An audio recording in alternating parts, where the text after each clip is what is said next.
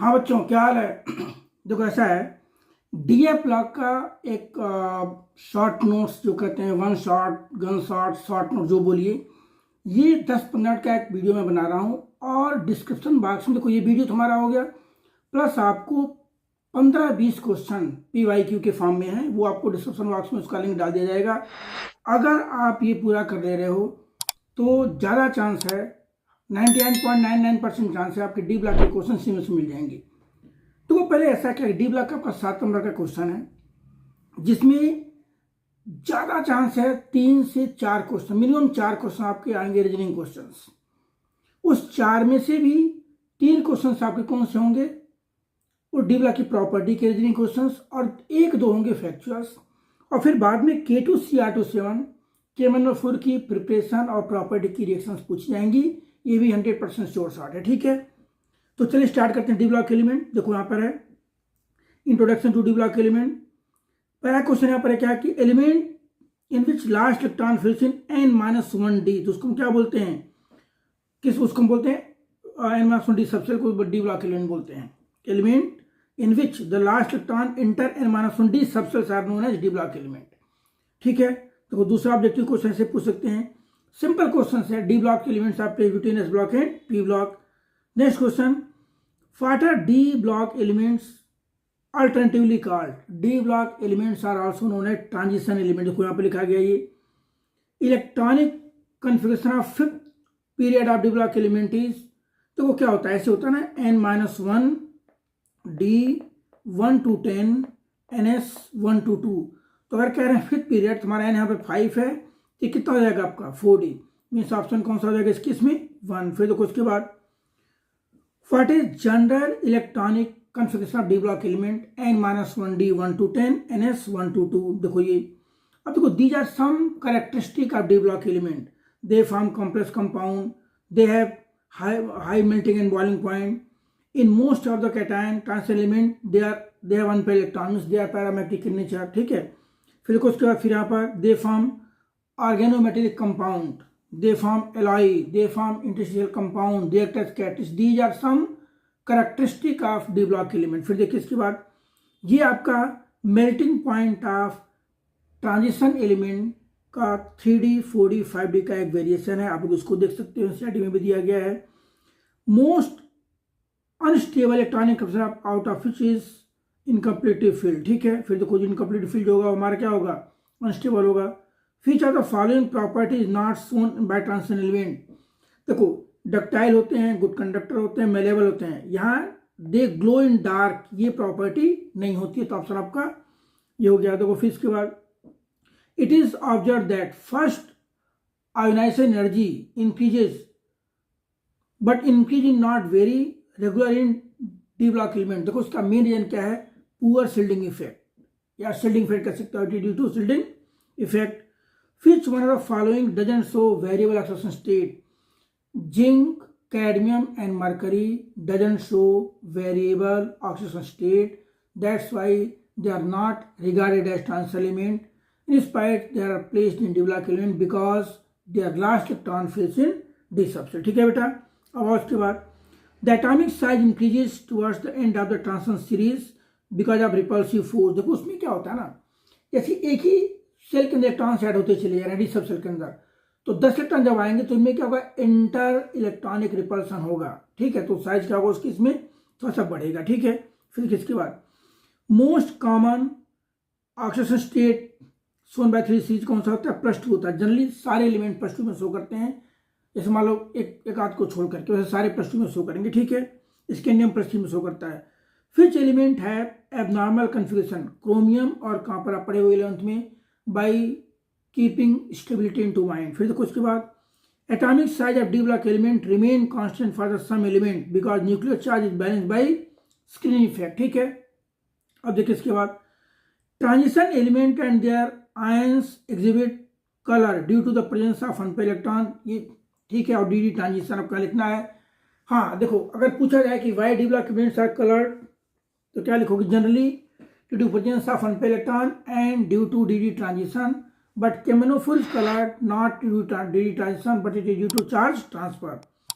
Color object corresponding to the complementary color of the light observe. देखो उसके बाद सम oxo anions like MnO4 पर minus, ये हमारे क्या है, कलर ड्यू टू चार्ज, वही लिखा गया due to charge transfer from ligands to metal. फिर देखो उसके बाद comparatively smaller size of the metal ion, जो कम, देखो ऐसे पूछा जाएगा why D block element form complex compound. देखो इसमें एक पॉइंट सकते हो, small size, high charge, presence of vacant D orbital, और इसका जो की पॉइंट है, कॉम्प्लेक्स क्यों फॉर्म करते हैं, because they have tendency to accept lone pair of electron from ligands. फिर देखो पूछा जाएगा why D block elements act as catalyst, same reason, पहला पॉइंट वही क्या, why D block element act as catalyst में क्या लिखोगे आप कि they provide large surface area to reactant for chemical reaction, और दूसरा पॉइंट जो सपोर्टिंग कंटेंट होगा because they show variable oxidation state. तो दो मेन पॉइंट्स आपके, ठीक है। फिर देखिए हमारा क्या, ये डी ब्लॉक के कुछ एलिमेंट्स हैं जो क्या शो कर रहे हैं, they are going to form interstitial compound. तो why D block element form interstitial compound because they have tendency to trap, देखो छोटे छोटे एटम को अपने इंटरस्टिशियल में ट्रैप करने की टेंडेंसी होती है। एक लाइन आपको लिखना है, because they have tendency to trap smaller atom into their interstitials, ठीक है। फिर देखिए why D block element form alloy, alloy क्यों फॉर्म करते हैं भाई, because they have tendency to combine with atom of similar size. फिर पूछा गया, देखो यहाँ पर देखिए वेरी इंपॉर्टेंट बेटा, ये आपकी पेपर में आने का चांस है क्या, प्रिपरेशन ऑफ पोटेशियम डाइक्रोमेट। देखो पोटेशियम डाइक्रोमेट बनाने के 3 स्टेप्स हैं, क्रोमाइट हो टू, देखो पहले आप समझ लो कोई बात नहीं है, ये हमारा पोटेशियम डाइक्रोमेट का स्ट्रक्चर है जिसमें हमारा क्रोमाइट आयन है, दिस इज क्रोमाइट आयन, ठीक है। तो इसके अंदर देखो क्या है कि CrO3 की 2 यूनिट्स आपस में ज्वाइंट है विद हेल्प ऑफ ऑक्सीजन, को बोलते हैं डाइक्रोमेट आयन, डाइक्रोमेट आयन। फिर देखो उसके बाद पोटेशियम डाइक्रोमेट के प्रिपरेशन के रिएक्शंस हैं, क्रोमाइट और हमारा क्या है FeCr2 4, क्रोमाइट हो to sodium chromate, sodium chromate to sodium dichromate, और sodium dichromate to potassium dichromate. This is preparation of potassium dichromate. देखो ये हमारा कैसा होता है, ग्रीन, ये कैसा होता है, येलो, फिर ये भी येलो, येलो, या येलो, और ये कैसा बनता है आपका ऑरेंज, ये ऑरेंज होता है सिंपली। तो आपसे ऐसे ही पूछ सकते हैं एक स्टेप में, how you prepare chromite to sodium chromate या sodium dichromate to potassium dichromate, ऐसे पूछ सकते हैं, ठीक है। भी आप लोग देख लोगे पोटेशियम डाइक्रोमेट का, देखो यहाँ स्ट्रक्चर है, इसके 2 फॉर्म होते हैं, आप यहाँ देख सकते हो, एक क्रोमेट आयन है, दूसरा कौन सा आपका डाइक्रोमेट आयन है। इसका स्ट्रक्चर ड्रा करने के लिए पूछ सकते हैं हमारा, दिस इज क्रोमेट आयन और दिस इज डाइक्रोमेट आयन। फिर देखिए इसके बाद अब एक्स्ट्रा फेल्कली में क्या किसमें चेंज होगा, ये K2CrO4 में। अब देखो ये इंपॉर्टेंट पॉइंट है ये कि discuss effect of pH and dichromate ion. तो डाइक्रोमेट आयन, देखो हमारा डाइक्रोमेट आयन है, डाइक्रोमेट आयन और क्रोमेट आयन आपस में किसमें होते हैं, क्लोरीन में होते हैं। इसका बैलेंस कर सकते हो, ये ऑरेंज होता है, येलो होता है। हमें पता है पीएच क्या होता है, पीएच होता है बेटा -log H+, -log। तो पीएच बढ़ाने पर H+ क्या होगा, घटेगा, और जैसे H+ घटेगा इक्विलिब्रियम कहाँ शिफ्ट होगा, फॉरवर्ड में। कहाँ शिफ्ट होगा, फॉरवर्ड में। तो colour changes from orange to yellow. तो आप कह सकते हो कि dichromate ion exist in equilibrium with chromate ion on increasing pH, concentration of H+ decreases, equilibrium shift in forward direction, color changes from orange to yellow, ठीक है। फिर कुछ का पोटेशियम पर magnet, very important, KMnO4, potassium पर magnet क्या होता है भाई, पोटेशियम पर मैग्नेट इज KMnO4। यहाँ भी हुई कहानी, इसकी प्रिपरेशन, इसकी property, this is structure of पर मैग्नेट आयन, देखो -1 दिया, ड्रॉ किया गया यहाँ पर ये। और पोटेशियम पर मैग्नेट बनाने की जो मेथड्स है, पायरोलुसाइट हमारा, देखो ब्लैक कलर का पार्ट होता है, पायरोलुसाइट से क्या बनाएंगे हम, पोटेशियम मैग्नेट। और potassium magnet means manganate ion से हम बनाएंगे यहाँ पर पोटेशियम पर मैग्नेट आयन। बेटा ये वेरी इंपॉर्टेंट, आपको किसी फॉर्म में इसको याद करके ही जाना है, वेरी वेरी वेरी इंपॉर्टेंट, ये पेपर में छप चुका है। देखो फिर देखिए पोटेशियम पर मैग्नेट जो हमारा होता है, इसके अंदर एक होता है हमारा क्या, ये देखिए दिस इज मैग्नेट आयन, जो कि कैसा होता है, ग्रीन कलर का होता है। दिस इज पर मैग्नेट आयन, जो कैसा होता है, पर्पल कलर का होता है।